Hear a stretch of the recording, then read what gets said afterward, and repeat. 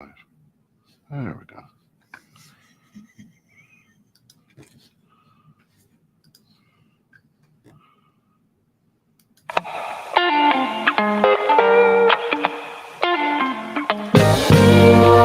I read the news today, a two-bit expose of the same old story that I heard yesterday. Yeah, it goes the headlines, man. They all just go to plan. They're framed and fixed and rigged, and you know they're all just spam. So buckle down, plug right in, because it's way under your skin. Just got by on the things they spout, and you should give me that good news, because I'm tired of the same old shit. Hey, good morning, everybody. There you are. Welcome to 160 round. Giles and Jones. I'm Giles, and he's Jones. I'm Jones. He is Jones. Yeah, Mr. Jones. Jones. What are you jonesing for? That's it. A little bit of conversation and coffee this morning. A bit of everybody. conversation, a little reality check. That's it. Of course, the Grounds, the most unique show on 216 Net, where you just copy that URL that's out there in the social media comments right now, put it in and join live. Come have a cup of coffee and talk with us today. If anybody's out there listening, which I know at least some are, one or two. We were talking about something last week. We said, hey, let's pick back up on that. And for the life of us, we don't. I don't see my notes or we're lost anything this week. It's been a crazy week yeah, for us. It's been crazy. So we're just gonna sit here and chat. Hey, Nate, how are you, brother? Good morning, Good morning. Nate. Good morning, Ted. Sent you a text, man. Did you get that? Just checking. Just checking. Yeah. Did it go through? Yeah, just going. Ted, good morning. Of course, Ted, legal from Legal Legacy and Home Services. Just the guy's a brilliant entrepreneur. Yeah. Entrepreneur, because you got to continue entrepreneur. Yeah, Right? yeah. And so or what's on your mind, folks? What is it that you want to talk about today? That's why we say you're part of the show. Yesterday was a nice day, beautiful day. Sun was out, fluffy clouds. It was just gorgeous. We had the fluffy clouds, blue skies, and the moon. We actually, Thursday night's our golf night, which is a beautiful thing. Got to go out there and knock it around, and that's something that for both Kent and I is about relaxation. Trying to tune things out and relax and kind of decompress. And I know we had this discussion a while ago on decompression and how important it is. Yeah, always. Like everything on the show, we got twisted 14 different ways. Always. Yeah. I mean, that's an important thing. The week always flies by and hammers out, and so I mean the good news, Monday is Alice's and my 30th wedding anniversary. So yeah, that's right. We're headed up north to Door County, Wisconsin, up there. Yeah, up there, hey. And I don't think they say hey in Door County yet. I don't think you're far enough up yet. Not far enough up there. Not in the UP. Not in the UP yet. Yeah. You're getting there. You're getting close there. You're getting close. Hey, congratulations to looks like Nate put a bid in on a house up in Salem. Nice little community up there. Yeah, Salem's a nice, as far as I can tell. I don't live there, but a pretty well, close knit. And you get out of Illinois. Right there. You're out of there. Yeah. So I mean, there's a lot of good things happening, a lot of weird stuff happening in the world. What's the big one? The old gas prices, right? That's crazy. That's weird. What else is going on weird? I haven't really paid attention. Well, I to mean, the news. Do you think it's crazy, the gas prices? I think they're insane. Yeah. Why? Well, because they say that we don't have enough, so that's why the prices are going up. But yet what was it? ExxonMobil did $35 billion in profit in the first quarter. Doesn't seem like there's not enough gas or money there for me. So in 1988, right? Gas prices were 96 cents a gallon. Damn. I'm gonna go back to 1988. Now listen, here's what I want. Here's what I want people to see. Gas prices are ridiculous. They're $5.50, maybe $6 in some cases. Depends what kind of gas you use. Depends where you're at in the United States as well. The United Kingdom has always been $8 to $10 a gallon for gas. It's nothing new for these people, right? Now, so 96 cents. We'll call it $1. And in 1988, the average wage was, guess how much? About 18 grand. $24,000. 24,000 was the median income. $24,000. That's about what it is now. So, oh no. No. So now the median income has more than doubled. So 48. It's over 48,000, right? It's closer to the 70,000, so almost tripled. Okay. Right. And so we say, boy, gas prices are terrible. Guess how much it was to buy a house, a 3-bedroom house in 1988. Obviously, depending on where you're living at, probably about 100,000. No. Guess again. 105. $80,000 to buy a house. Okay, that's a 3-bedroom house, which now, depending again where you're at, is what? 200. 300? 250 to 300? 300,000, yeah. Okay, so everything else has escalated except the price of gas and milk. Yet, because it's gone up 5 times the cost, we go, well, geez, we're getting ripped off. Right. I think the big issue a lot of people have, though, is how quickly it escalated. It wasn't like something that slowly grew, like the housing prices. And it has slowly grown. I don't know. It was $2 last summer, and it's $5. I mean, it's jumped up very quickly. It's not something that slowly, incrementally actually took place. I mean, we knew it was, coming to a certain point, but I think it's just too much too fast for a lot of people. Okay. I mean, it's putting a lot of people in, And Bob, good morning. Bob says, an update: as gas prices continue to soar across the nation, oil producer ExxonMobil reported $5.4 billion in profit during the first quarter, doubling the profits compared to the same quarter last year. All right, that's great. Where is ExxonMobil's where are they headquartered out of? I don't know. I have no idea. For some reason, I want to say somebody can fact check that. Some reason I want to say Indiana. Somebody can fact check that. Yeah. Okay. And to which I would say, so what? So what? That they're making a ton of money? Yes. Yeah, so what? That they reported a $5.4 billion profit. So what? That seems a little excessive. Why? For me, I mean, obviously, if I was the owner of Exxon, I wouldn't feel that way. But I think the reason are the shareholders complaining? No, that's what we are. We're in a capitalist society. Who cares how much they make? Now we're saying it's not fair. See, here's the funny thing about the way life is today. Everybody wants to bend things to fit their narrative and make them feel good. Whoa, 5.4, it's a little excessive. What's not excessive? For 4.5 billion? That's a good question. What is not excessive? You understand what I'm saying? Yeah, everybody, because it hurts me. Hey, you know what? Listen, you will not hear me complain or say anything about the gas prices. Why? Because I have chosen, with my freedoms and right to choose, a 5.7 liter V8. And a big truck that has 20 or 30 gallon tank. I don't know. It's bottomless for all I know. Right. But I don't sit.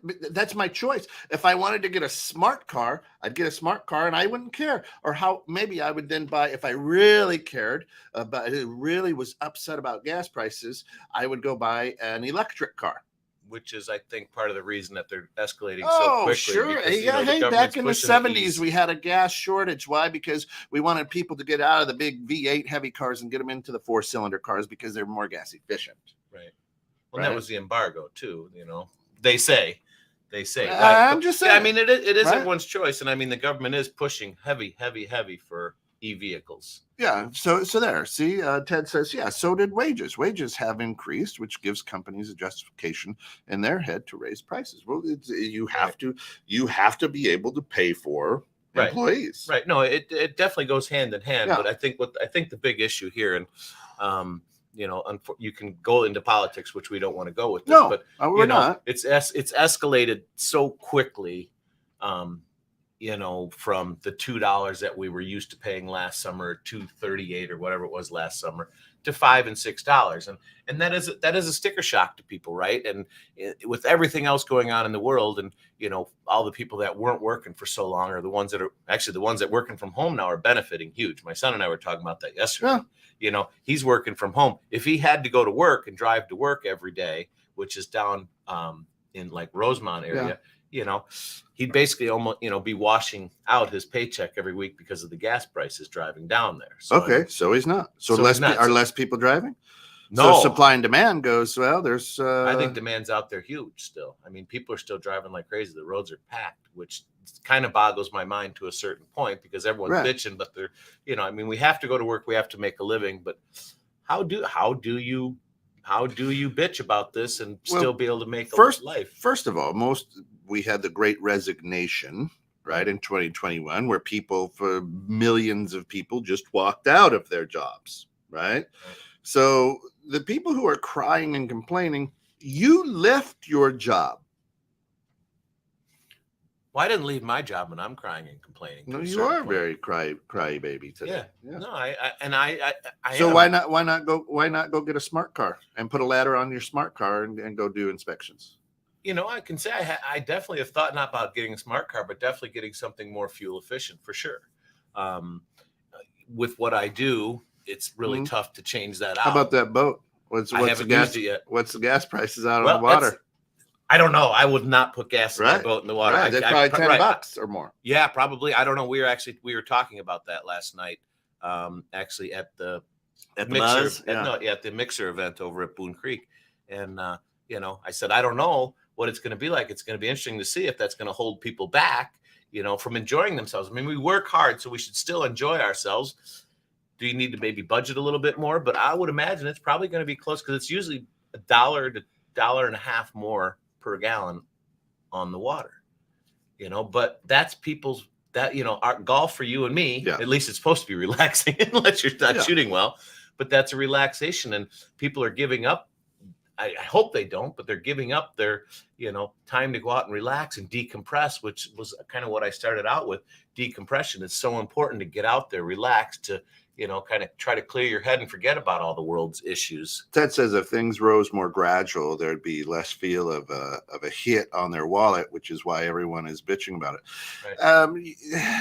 Yeah, it's true. I mean, slowly but surely, I'm okay with. But it's. I mean, what did it was $2.89 at Christmas, I think it was. And I'm not really good at facts. We could fact check it if someone wants to, go for it. But the how fast it's gone up, right, is I think one of the biggest things because people aren't getting raises that quickly right now.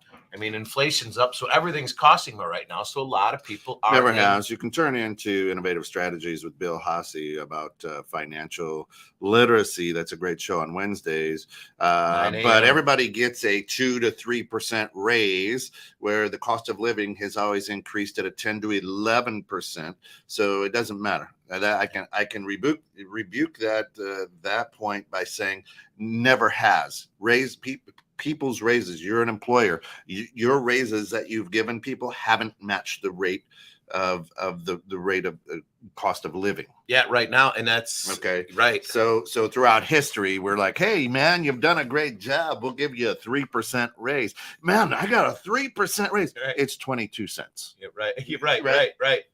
Which equates to $1,500 over the year. Right. And yet the cost of living has increased by 11% on an annual basis. So people are like, it's always been that. It's always been that way. But I think for me and just the people I talk with, it's like I said, once again, it happens so quickly that it's not something that they can, it's not like, okay, it went up a little bit this week, a little bit next week. I mean, we're at almost $6 a gallon. So, and everything else is up.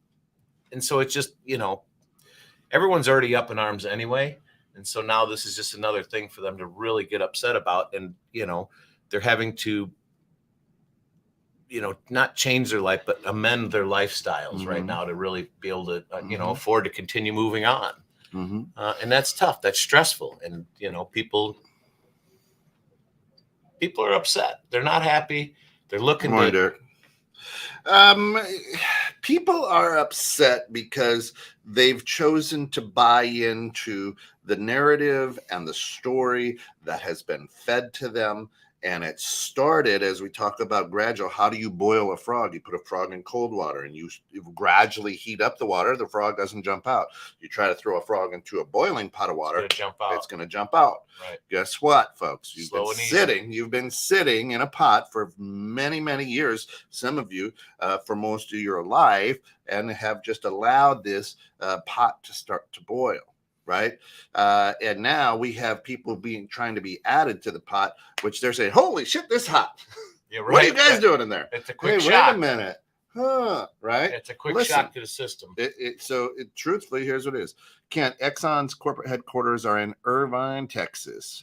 Don't you personally believe that the oil companies are gouging the public? The average gas in the nation on December 31st, 2021 was $4.21. So I was way off on that one because I thought it was still only $3. So, and thank you for that.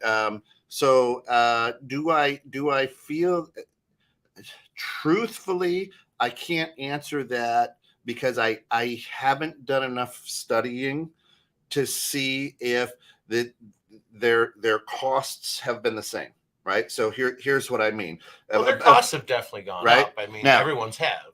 And what I also, before I would answer that, and I will answer that, I'll bring it back next week or whatever.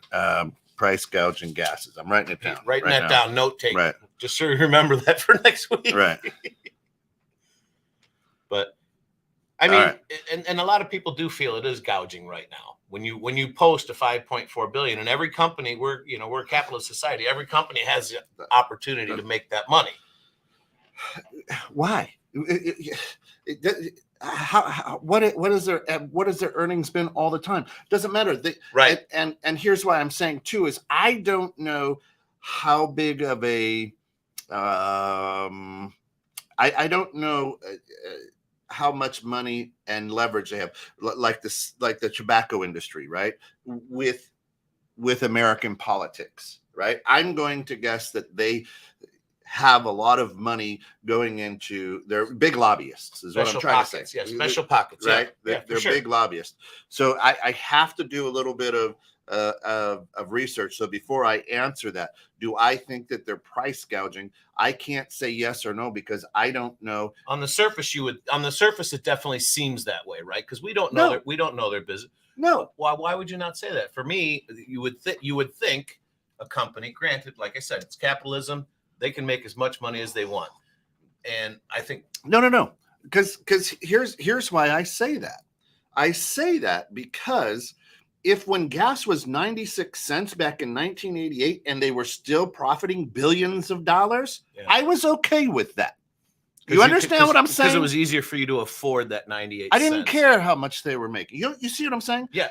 So they may not be price gouging, right? It might be the same level. And that's what I can't speak on. Right. The percentages might be the same right now, which we don't know. We can't speak to it. But I think correct. I think with the perception, right? So this is kind of what I'm getting at. The perception when people see that going, wait, $5.4 billion and I'm paying $6 a gallon, and I only make, what do you say, the average? So what you're saying, is you want the government to step in and go, you know what, guys, you can only profit. We're going to get rid of capitalism. We're going to get rid of free enterprise, and you can only profit so much because you know what, Scott and his family feel you're gouging prices. And I'm glad you brought that up because so for me, I think I don't know.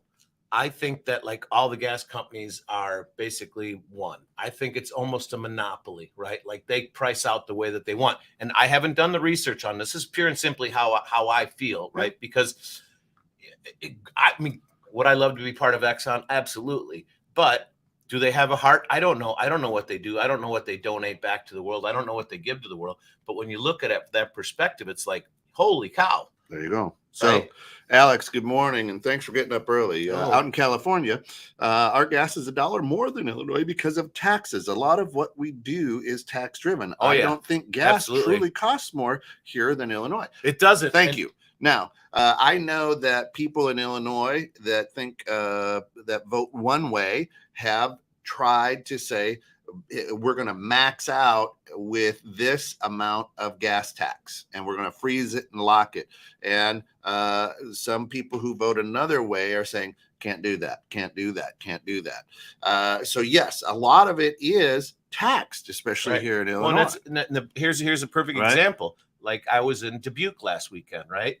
Yeah. It's $1.25 cheaper. And I'll guarantee you that's taxes because it's 100% taxes, which is why, guys, we don't do politics here, but please, please, please do your research. Let's make sure we get this state under control. Look for the right person, not the right party, please. Yeah. The governor needs to get out. And like I said, we don't do politics here, but please, guys, do your research. Think about it. Talk to people. Don't vote party-wise. Vote best candidate-wise. Let's take our state back, because if we don't ask and we don't fight and we don't push, we're not getting it back, and it ain't going to get any better. Right. So again, Bob says, no doubt their costs have gone up, but their profits have more than doubled. And as a businessman, I would say, awesome. That's a good business. Right. It's a great business model. Don't get me wrong. And you can see Alex actually posted it next, kind of giving a little something to me. He says, Scott, you can only profit 25% in your businesses, and you should only have one business in McHenry. You're getting too much of a monopoly in McHenry because of all the businesses you have there. It's not fair. We don't know what you give in McHenry. Not trying to poke at you. No, Alex, thank you very much. I certainly appreciate that. Right. Yeah. Like everybody else that's in the retail industry, this economy has hurt me. Right. I mean, I have different percentages on each business that we make profit wise. And there's so many different variables that really play into that. But pure and simply for me, my products and my delivery costs, my shipping charges have gone through the roof. My profit margins are still, they've gone down a little bit because I am unfortunately, I have to pass on my cost to the consumer, right? Because otherwise I'm going to go out of business. But I try to be as gentle as possible. As far as me monopolizing or only owning one business, that's the beauty of the system. I have a few. I don't control anything. I don't control my prices. I don't control, my costs. I just deal with what I have and I move forward with that. That's where, for me, with the gas companies, I think it's a monopoly. I think they're all in bed together. Let's say that you own a rental property. Somebody lives in. Okay. Right. Let's say that you own that and you have a mortgage on it. And so your mortgage is whatever it is. So you set your rent to whatever your cost is, right? Plus taxes, whatever. Right. And so that you can also put a little bit in your pocket. Right. I try to do what's called fair and equitable. That's fair and equitable. Now, let's say that you own said property with no mortgage on it. Do you drop the rent? No, I do fair and equitable. No, I don't. So that's the thing. So I'm doing fair and equitable. Okay. So what is the going? Well, so it's the going rate, right? To who? Yeah, you see what I'm saying? Right. And I hear you. And I you're totally free and understand clear. You have 5,000, so you could say, you know what? I need to make $6,000 this year. So your rent's going to be $500 a month. Right. And that's a good point, right? Right. But no, what you say is, hey, this 3-bedroom house in the area is getting $2,000 a month. Right. I'm going to go with $2,200. Well, and this also one even of those, though I'm free and clear. It's one of those things you can say. It's also, and this is, what's the market? What will the market bear, right? And what's fair and equitable, and what is a reasonable rent. So like I'm going through back because I have one property that's a section. I have what's going rate, what's fair and equitable, what are gas prices? Boom. You just tore it apart. So it doesn't matter because here's what the oil companies are saying. Fair and equitable, it's reasonable, everybody's paying it. Right. It is what it is. But in that respect, in your example, I don't control what going rate is for rental properties or for homes, right? For what somebody charges for a 2-bedroom or a 3-bedroom home. I don't, once again, this is coming pure and simply from me. I don't know that these companies are together, but I feel that there is a monopoly there because, for everyone to go up and to go up that quickly, and I can't do that. So Ted hit it right on the head. Businesses can only price what people are willing to pay. Right. If people choose not to pay those prices when off work, the economy would force the gas prices to drop. Right. Exactly. That's why I don't bitch. You know why? I've got to drive. Right. You have to, and I enjoy driving. I do too. Right? My thing is, you guys have many times called me a people pleaser, right? I'm a people pleaser to a certain point, but I don't like to see people suffer. I don't like to see people, going through hard times. And granted, a lot of times people put themselves in their own situation, but I feel for the, I don't ever want to sound pompous or asshole, but I feel for the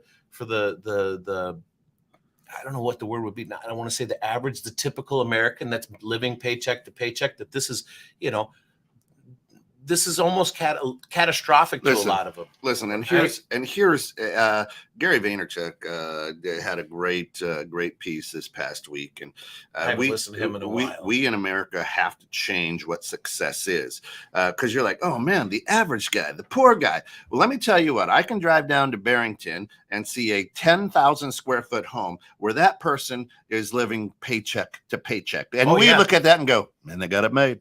They got it made, and that's your point. Average guy. You don't feel bad for that guy because you don't know their circumstances. You think that they're living paycheck to paycheck more than anybody else. Right. People usually live beyond their means. But that's not the vision. You had the guy living in a double wide trailer, driving the 1976 Chevy Chevette. No, the Vega. Come on, let's go with Vega. I'm only kidding, though. Alex says, make as much money as you want. Love small business owners. But who are we to judge others and their profit margins when we ourselves want to profit what they can? Absolutely. That's great. I'm not judging them. I guess for me, the thing is, and I could be completely off base here, but when you're making that much money, which is capitalism, right? But are they for America? Are they for themselves? And so I know you're going to love this statement, but have a heart, a little bit of a heart. Let's bring this in a little bit slower to people so they're not struggling as much, because that guy that's in that 10,000 square foot house, he chose to do that, to live beyond his means. Some people don't have that choice. Listen, let's roll back to the 1988 talk. In 1988, Bob, how much did your rotary phone cost? $25. You could pick up a rotary phone for $25. What does the new Apple phone cost? $1,800 to $2,000. Yet, I don't hear anybody saying they're gouging prices over at Apple. Horse shit. You know why? Horse fucking shit. Guess where these kids work? Yeah. They don't work here in America, folks. Apple's gouging you, but you know what? I gotta have it. Well, that's it. I gotta have it right here. That's a completely different story, because that's an addiction right there. Those things have become an addiction to people. Listen to what I'm saying. You all accept it. Here's what the gas argument is about. We need Americans to be fighting about something. Hey, remember just a couple weeks ago it was about Roe v. Wade, and then a few weeks before that it's guns, and now we're back to guns and black against white. Well, these people, it's getting into midterms. Let's jack prices on gas. We'll bring it down a little. Guess what? Right around. See how good we're doing. Then we're good again. Right. Listen, y'all are just puppets. Right. Y'all puppets. And that's the thing, is it's a diversionary tactic, right? It's keeping you watching the right side while the left side does something else. What's really happening? We don't know, and we'd love to find out. Ted says I dropped my prices and push for more work to meet what I need to make with my company, and it's worked better for his company. I'm making more money this year. My workers are making more money this year, and my customers get to keep more of their money. Ted, what does Ted do? He's brilliant in marketing. He owns lawn services, home services, businesses. He helps market with business. He's so brilliant at what he does. Okay, so basically residential type services, businesses. Okay, which is always needed, and a great business to be in. And Alex says you control what you charge, right?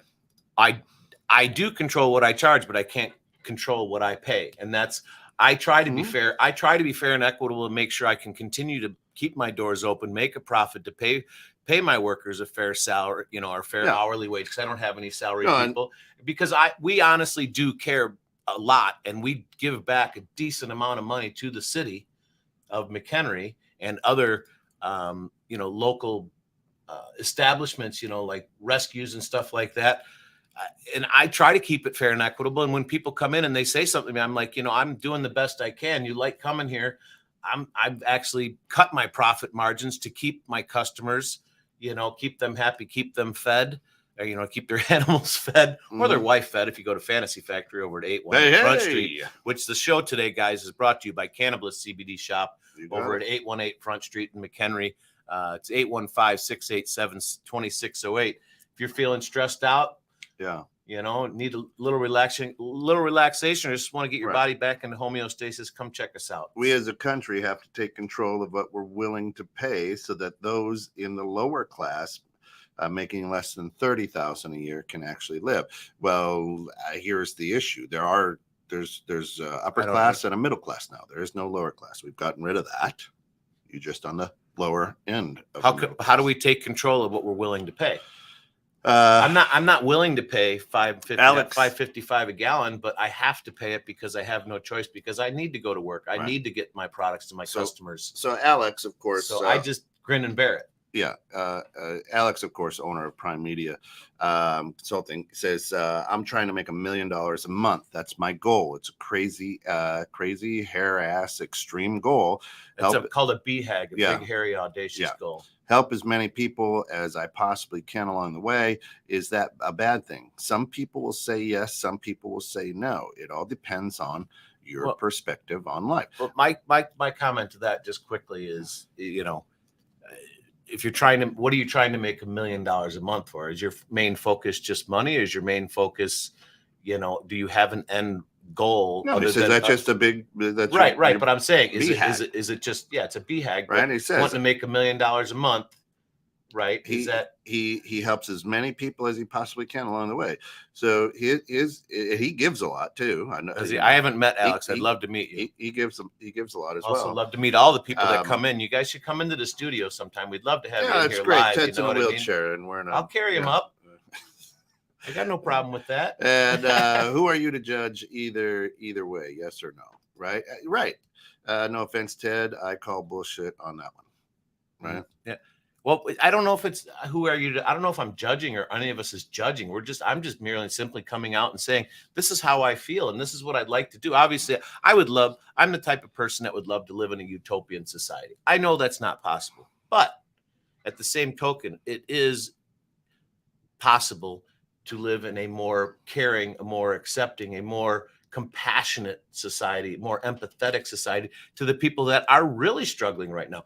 Fortunately, I am not struggling in the financial aspect, but because of all this and all the unrest that is I'm from an emotional standpoint, I do struggle with what's going on in the world right now, because it's affected me. It's affected my family. It's You've affected allowed my it to friends. affect you. Allowed. Interesting.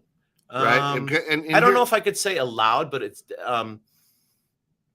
because I do have a choice, but because I am a caring person and compassionate, and if you met me and you knew me, I really am. But for the first time, I come off very cold-hearted. I think. I mean, I've never really asked somebody, but I think I probably come off cold-hearted and not pompous, but Listen, here's the deal. The deal is this: we've allowed ourselves to become lazy as a nation. We've allowed ourselves to become calloused as a nation.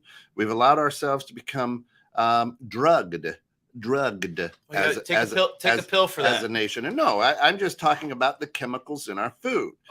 Don't get me started. You all are complaining about profit. Well, the profit is I'm poisoning people so that my shelf life is better. But you've bought into this. Do you really want to get me going on? We have the opportunity to garden, grow our own food, have cows, chickens, whatever. We've opted to not do that. A lot of us, right? We've opted to not do that. Because it's too easy. It's too Okay. easy to go to McDonald's and buy Now- a shitty burger. Now, Derek, who's out there listening, will tell you he doesn't know what gas prices are because he drives a Tesla. People look, oh, you drive a Tesla. Listen, he's not complaining about gas prices, right? You No. have a choice. You're in America. You're free to make that choice. You also have a choice to raise your own food. Right. You also have a choice to not go to big box stores. But here's the deal. A great friend of mine, Jeff Evers, back in the 80s, owned several Ben Franklin stores. Oh, I loved Ben Franklin. Ben Franklin stores. That was the best. This was your Walmart before Walmart, but it didn't have groceries. You go in there, you could get whatever you wanted. It's almost like an old 5 and dime. Yeah, right? Now, here's the deal. You hear people say, well, we got to return to the old days with the 5 and dime, the Ben Franklin. No, you've allowed that. It was easy. Hey, I can go into a store that takes up 30 acres. Right. And I can get cat food, tires, oil change, groceries, And a massage. underwear, and my taxes done. Right. All while eating a Subway sandwich. Right. Right. And that's and And you've allowed that to happen. And now you're saying, wait, I don't like the way society is. You know why that happened? You know why that happened? At least in my mind, convenience, right? It's much more convenient to be able to get that. And I'll give you an example of, unfortunately, because we have as a society allowed that to happen, Mhm. a 2x10, 16-foot green treated piece of lumber. Yep. And I try to buy local as much as I can because I'm a local businessman, right? So I went to buy a board from a local place out in Galena. Okay. This same board at Menards sells for $19 a board. Mhm. The exact same board, 20 miles away, but closer to my house. Let's take a wild guess how much they wanted for it. 50. Oh God, $34, right? I can withstand and I can accept and I will pay more to get from a local place, but I can't do double, right? And I told them when I went there, and because I went in and told them because I buy little things from them, and I'm like, we as a society have created that monster to where it is hard for a local businessman, Right. to make it. Yet we because want to sit and complain. Right. We want to exactly. We want to sit and complain, but yet we don't do anything about it. I need to order a part, or I need to get a part for something. I'll just jump on Amazon and I'll have it tomorrow because it's easy. We as Americans are getting lazy and expect things. And Alex brings up a great point. Absolutely 100%. Alex keeps bringing up a lot of. He good says, points today. what's your business on what goal I have? I think that's the problem. You're asking for their moral compass on a human, on the humans behind business. You're right. You're like, hey, I don't mind if it's $1 million a month as long as it feels good to me morally. Who cares? Right. No, I was just pure and simply asking him what was the goal? Was it just pure and simply money driven, or is it, why does it matter? I don't. That's just what comes out of me. Right. That's just, Why does it always. So for me, as you know, I love to question everything. I ask questions. What would $1 million do for you a month that, let's just say $100,000 a month couldn't do? Right. But you're asking people from a higher tier to question their moral compass. Right. You're purchasing or you're punching up at them, but you're trying to humbleize the fact that you're comfortable. Some people would question your moral compass on. Oh, I'm sure every day they do, and I try to explain to people that's. Take a look at the mayor here. He's a brilliant businessman. He's into a lot of businesses, but because he's the mayor, he's not supposed to be a businessman anymore. Oh, I know that, and that's that sucks, right? Because he has been very successful, right? And people think that because he is a public official that he doesn't have the right to make money. He's doing things and he's working hard and he's making money and he has every right to do that. And he's also doing wonderful things for our city. He gives back. And that's, for me, that's what it's all about. And that's kind of why I was hitting on you about why $1 million a month. What are you going to do with that? Or are you going to help, or is it just going to be something? What's it matter to you? Go make it. Right. Sit on it, smoke it, roll it, throw it away. I don't care. The people that are going to hustle the fuck out of this economy are going to win so much easier than ever before. It's hilarious with lazy people making it easier. Here's the deal, and this is proven. History has proven this time and time again. This is not the economy that makes millionaires, people. This is not the economy that makes billionaires. Most millionaires and billionaires come out of a recession. That's when the brilliant people shine, and that's where most millionaires are made, is during the recession. Well, it's Shayna, good morning. It's nice to see you guys with some color. Morning. Are you talking our shirts or our faces? No, maybe right. Just the passion in this, right? Right.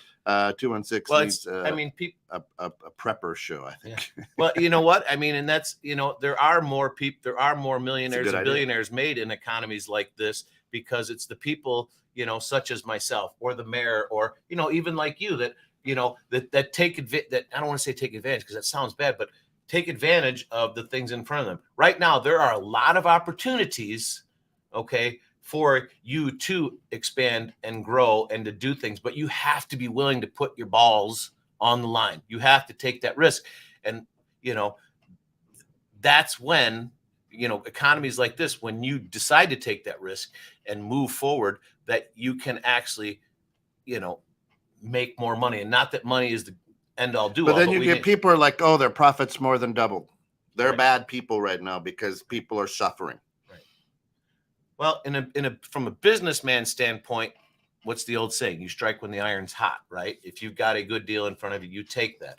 Would I want to make $1 million a month? I guess. I mean, I just want everybody around me and the people I love, and really everyone in the world, to enjoy themselves, right? To not be bitching nonstop, to not always be seeing the negative, to really appreciate what we really have here on this blue marble that we're spinning on. Every day you wake up is one less day that you have on this world. And there are a lot of beautiful things out there. And the important thing is to try to see those every day and not wake up right away bitching by watching Facebook or TikTok or, and seeing everyone's highlights.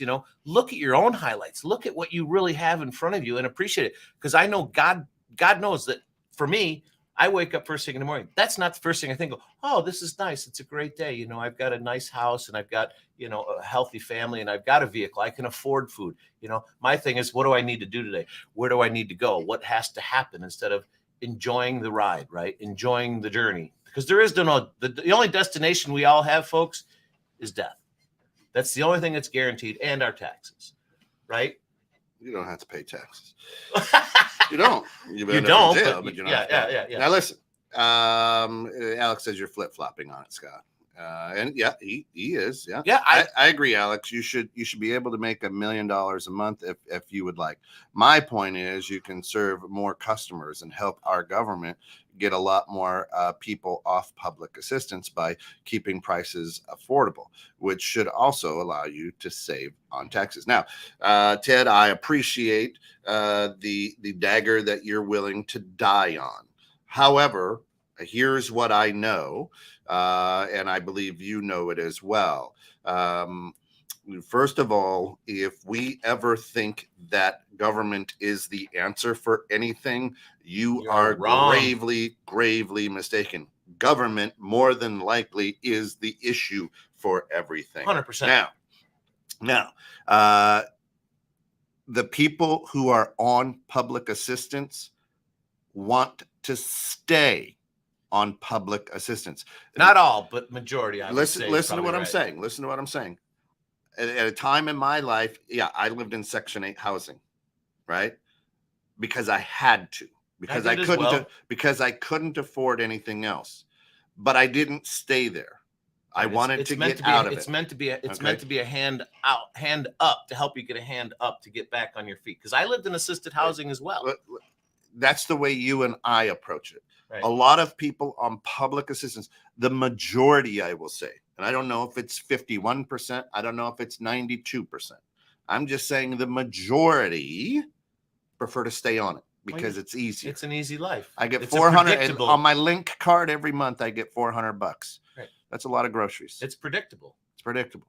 right? They know what they're going to get. It's a routine for them. I've got a family of 6 living in a 3-bedroom apartment. It's a little cramped, but you know what? It costs me $200 a month. I can't find that housing anywhere because Scott has a house that he owns free and clear that he's going to charge me $2,200 a month because he wants to be fair and equitable. To who? Right? I'm just saying he doesn't have that, folks. It was earlier in the show. Rewind, listen, and check it out. Right. So real quickly, I want to.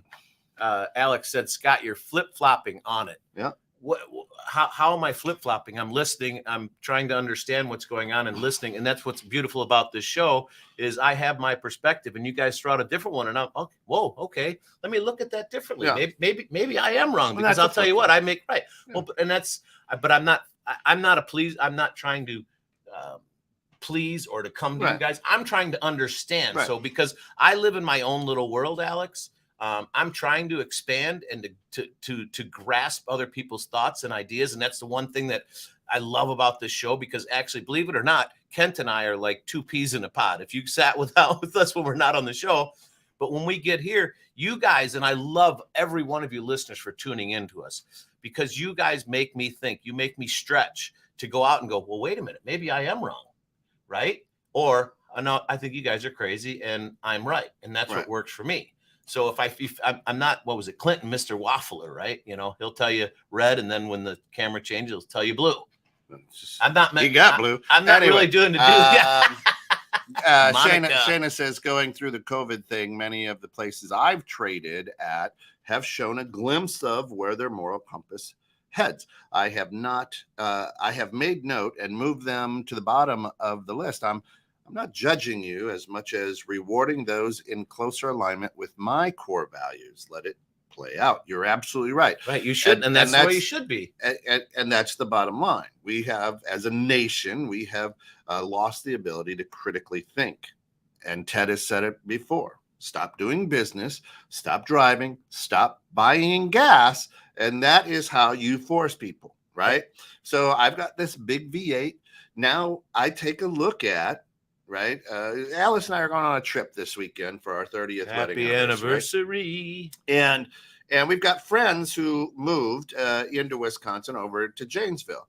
And Alice is like, hey, you know, I would let me call Ron and Kathy and see if they're going to be around this weekend. Maybe we can stop, see their new house, say hi. We haven't seen them for a while. They were our next door neighbors.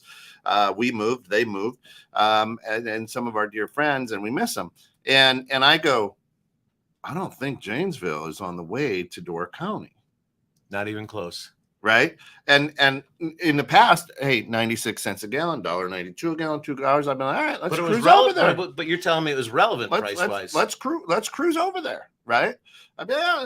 Right. So I have a price point in my mind that goes, yeah, well, I love them.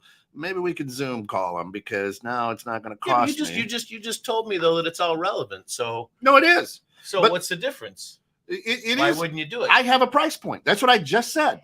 As far as how much you want to spend for the weekend? No. I have a price point where I say, you know what? I'll drive around all day for $2.50 a gallon. Not even bother me. I won't drive around all day for $5 a gallon. That's just my own price point. Okay. So that's my budget. That's your budget. That's my budget. Right. So obviously, what's the budget? Obviously, $2.50 good.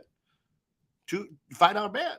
$2.50. Right? $2.50. Listen, I'm also the same guy who will go out and buy Boone's Farm, and somebody's like, "Hey, I've got this $320 bottle of scotch." You're an idiot. You're gonna drink it and piss it out, right? Give me the $320. Right? Yeah, give me $320. I've got a price point. Yeah, I'll mix you some. Yeah.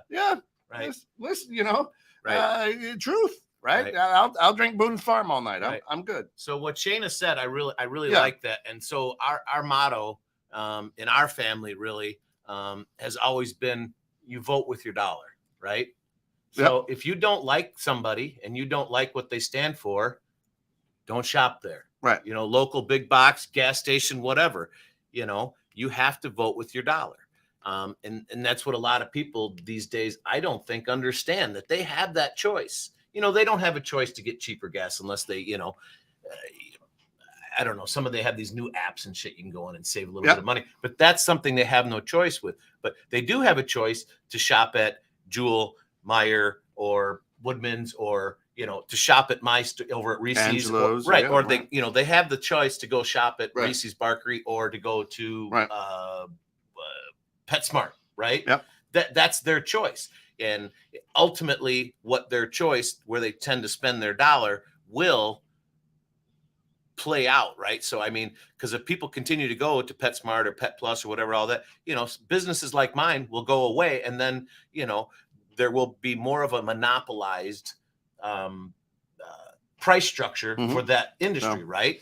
Small business is, what is it? I forget what the number is. You're awesome with numbers, but small businesses comprise of what, like 92% Yeah, a lot of it. of businesses in America, even though all these big corporations you see, surprisingly, it is something like 92 or 94% of all businesses in this world are small businesses. Now, granted, the definition of small business is under whatever, like $10 million a year in sales, right? So $10 million is not really a small business in my mind. Small business to me is somebody that's doing, a couple $100,000 a year, or $1 million or less a year in sales. And then you have to obviously take out all your working capital, or not your working capital, but all your expenses, and then come back from there. But I'll get going on this one. But voting with your dollar, people. And that's one thing that I kind of, with today's show, you need to do that. You need to vote with your dollar. If you don't agree with these gas prices and it's killing you, figure out a way to not have to put as much gas in. If you can work from home, carpool, you want to buy an electric vehicle, go for it. I think that's a complete scam, because electrical vehicles, if people knew how much energy it took just to run these charging stations, the diesel fuel, which is even worse for our environment, right? The diesel fuel they have to do to make these electric vehicles. Then you have production of these batteries, which the amount of oils and crap that goes into making that. Then you've got disposal of these batteries and all these componentries that go bad, like everything else. Where's that going? Yeah. What's that costing? There is a cost to everything involved that we do in life, people. And most people don't know it. They just move forward. They do whatever's being done. They accept it.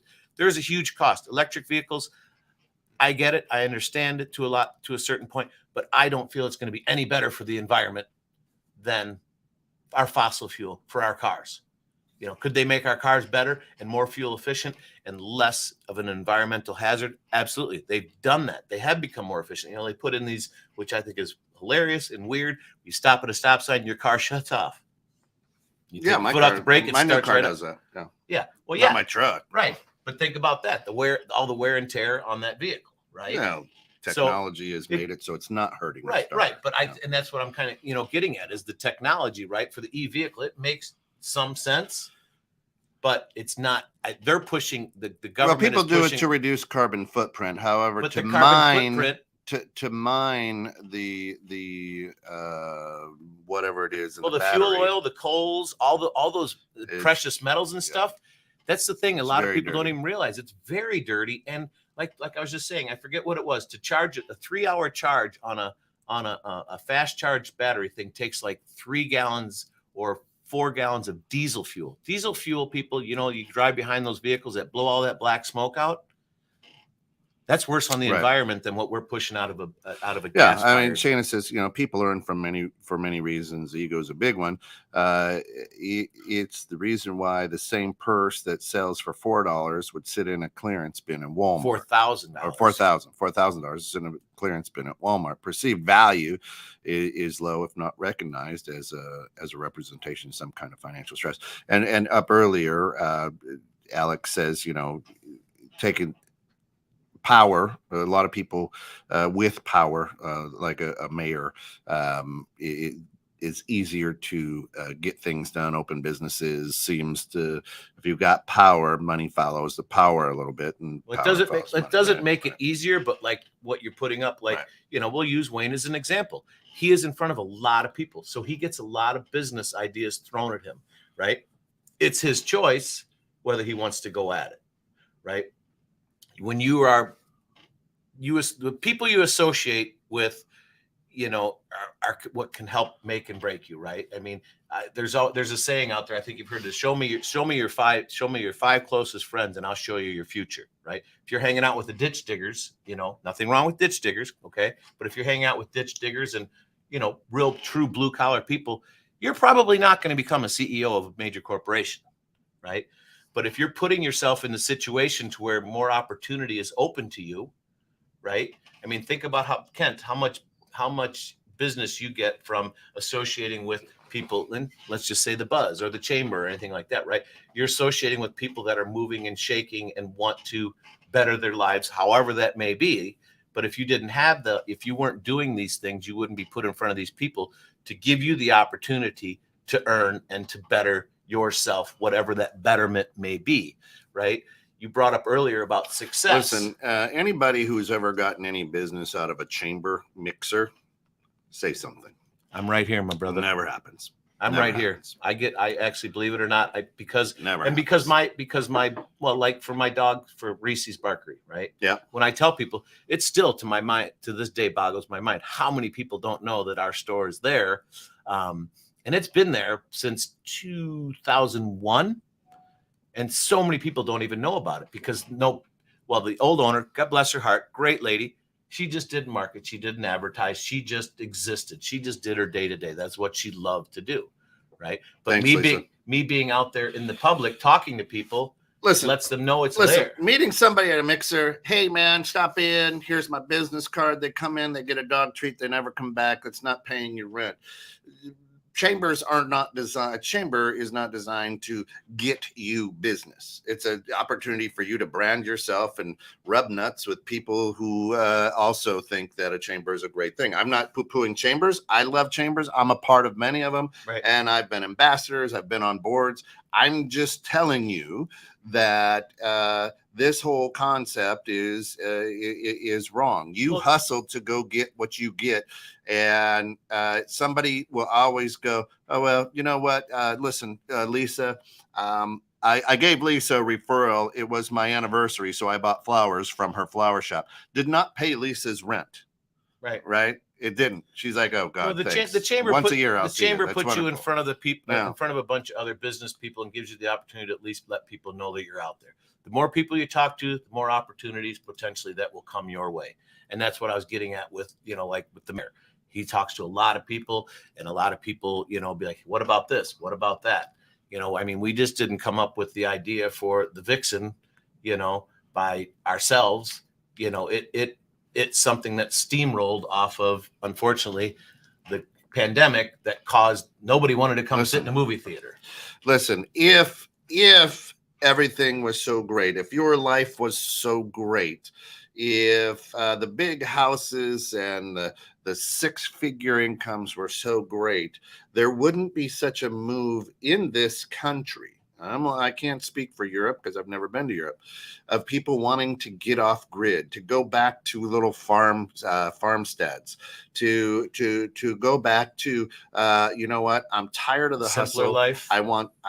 It's not a simpler life. It's much more stressful. You're working all the time. I grew up in Iowa. Farmers don't get a day off. They don't get a day off. Oh, what about the winter? They don't get a day off. They've got cattle. They've got things. Trust me, just because they're not out in the field. But maybe I should say more in control instead of simpler. You get out of the rat race. That's it. I'm done trying to run this, right. The issue is, if life was so great, and we're down to the last couple minutes, but listen, here's the truth. The truth is, we started this whole conversation on gas prices. I got no issue with the gas prices. I don't. However, if you were to tell me that pair of sneakers cost $200, I've got an issue with that. Everybody has a limit. You're set someplace. Right, something you're willing to right? pay. You're set some. One of my best friends growing up, his dad, God rest his soul, I remember having conversation. Hey, Herb, why do you smoke? Hey, you know what? When the price of cigarettes get to 75 cents a pack, I'm done. What gets to 75 cents a pack? Hey, Pops, you said you were going to quit. Yeah, when it gets to $1 a pack, I'm going to quit. right? Everybody has a limit. Well, now you get a pack of cigarettes in downtown Chicago for $15. Is that what it's at now? I don't know. It's expensive. I know sure. It was $10 last time I looked for a pack of cigarettes, right. And yet you still see people smoking cigarettes. Why? Because everybody has a limit, a price limit on things. Listen, I'm not complaining about it. Again, it's been my choice to own a big ass truck with a right. big V8 in it. Right. I'm not going to complain because you know what it takes? I don't complain about oil changes, which are $100 either. You got a free one now. I could get under there and do my own oil change. I could, right? But I'm like, you know what? I'll pay this guy $100 because it takes six quarts or whatever. I don't complain about how much an oil change costs. We're talking about oil companies. Well, we're not complaining about the oil change. We're complaining about a gas price. Stop driving as much. That's the only. Period. That's the only way to show it. Voting with your dollar. Basically. Period. Stop driving. Yeah. Right. Listen, I love everybody's passion. I love what everybody's throwing in here. And I did write down. I will get back to you next week to let you know if I think that they're gouging prices. Right. Yeah. We'll look into the gouging. And I am going to and I will say it here before I do anything. I don't think they are. But I would be very interested to see what we come up with next week. And everybody's got a price point. Yep. We really appreciate you guys tuning in with us this week at 216 The Net and the Grounds with Giles and Jones. I think the most important thing that we always try to give, for people is, that daily dose of encouragement, even though a lot of times our conversations are controversial. Go out, just do you, love people, be human, be compassionate, be empathetic, and realize that you are in control of your own life. Yes, there are some things that you can't control. But deal with the things you can control, and don't worry about the things you can't control. Don't worry about, what everyone else is doing. What's the Lord's Prayer? Give me the strength to worry about the things I can't control. That's the serenity. The serenity prayer, right? And not, and the things that I can't control. That's it. So, guys, thanks for tuning in. We love you. Have a great weekend. Be good, be happy, be healthy. Give all those ones you love a kiss. That's it. And if it's your grandma, don't give her an open mouth. Unless you guys are like that. All right, everybody, come back in about a half hour for The Bridge with Phil Wallace, Bridging Simple Tension. A lot of tension out there, obviously. We'll talk to you later. Love y'all.